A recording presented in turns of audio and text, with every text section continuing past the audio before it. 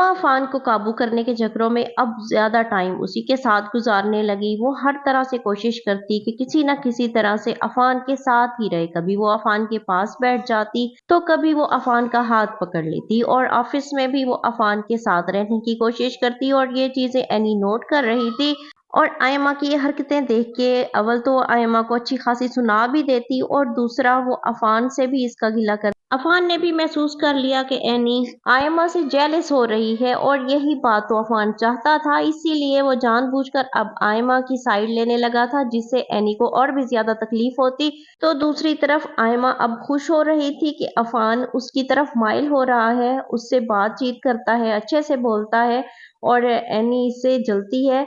तो अब वो अपनी माँ से कहती है कि आप फिक्र ही ना करें, अब मैंने ऐसी बाजी चली है, ऐसी चाल चली है कि आप देखती रह जाएंगी, अफान कुछ ही दिनों में मेरा हो जाएगा। लेकिन उसकी माँ फिर भी उससे कहती है कि ये मामला दूसरा है, ये शहरियार वाला मामला नहीं है कि दुर्दाना तुम्हें कबूल करे।